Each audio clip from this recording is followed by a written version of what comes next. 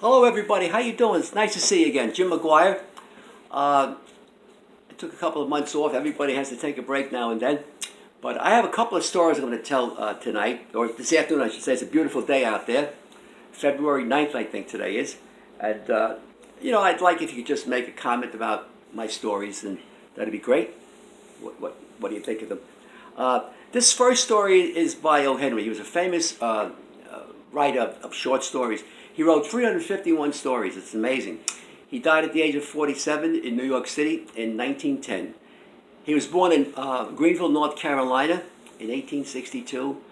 And he was a very interesting man. He would go into hotels in Chicago and Cincinnati as a young man and just sit in the lounge and listen to people talk. And he'd have a notepad. He'd write down what they were talking about just to get the feel of how people talk so he could put them into his stories. And that's the kind of guy he was.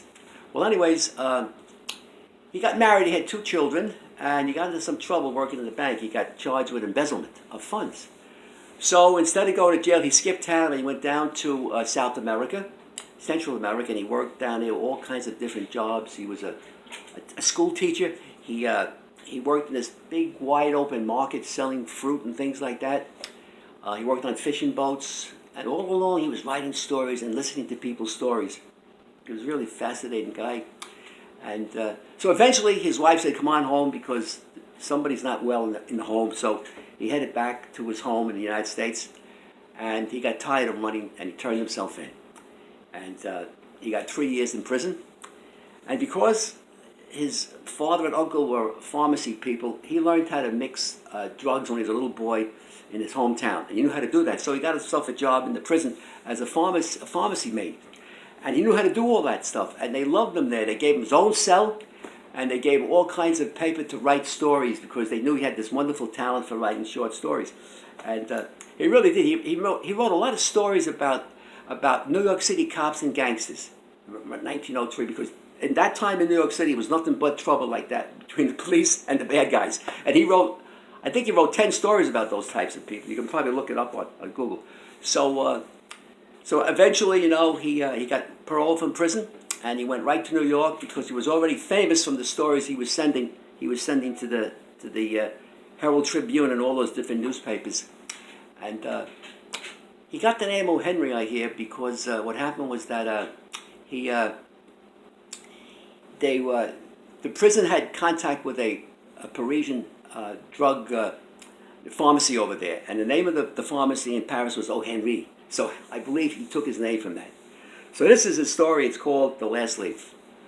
This takes place in Low, New York, in New York City around 1903. There's these two women. They're great friends, Mary and Helen. And Mary is very sick. She has pneumonia. And when you get pneumonia in those days in 1903, it's very serious business. So Helen is very worried. So she gets some, this is down in South Ferry. This is where they live in South Ferry section of New York City.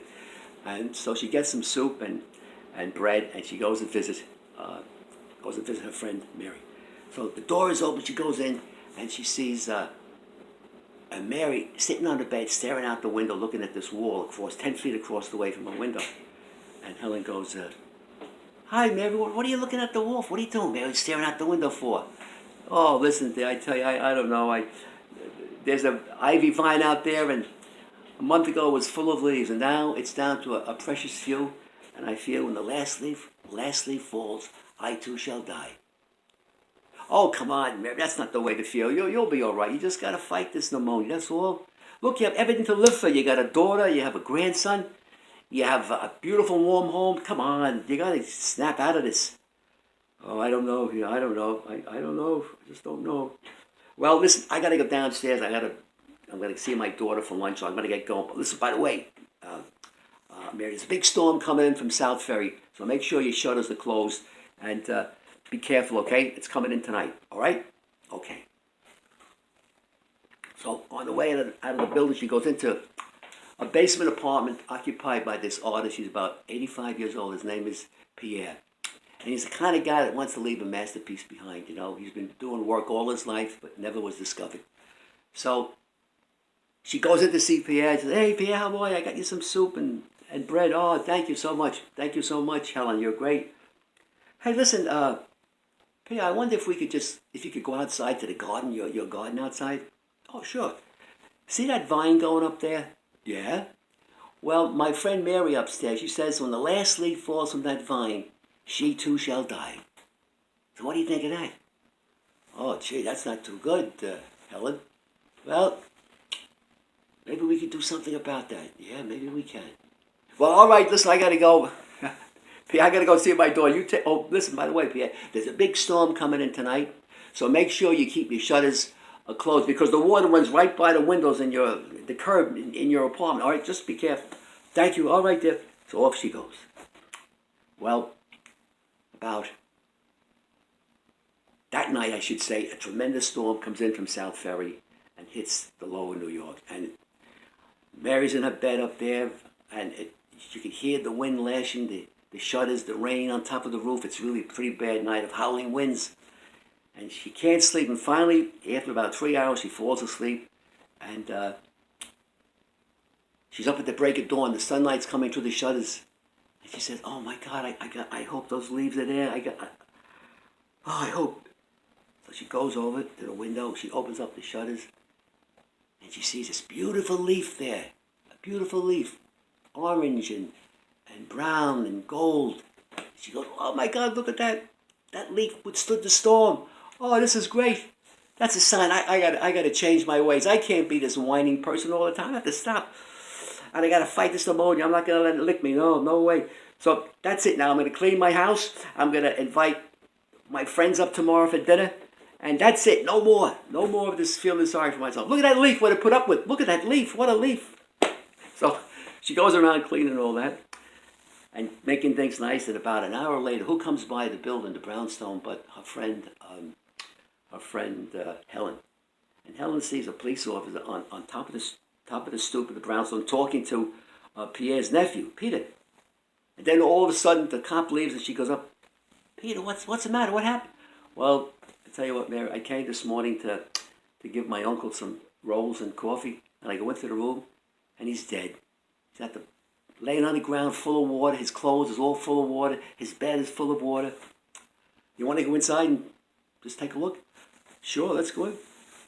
So they go in there, and they show us the bed. The bed is soaking wet, the sheets, water all over the floor, and we don't know what happened.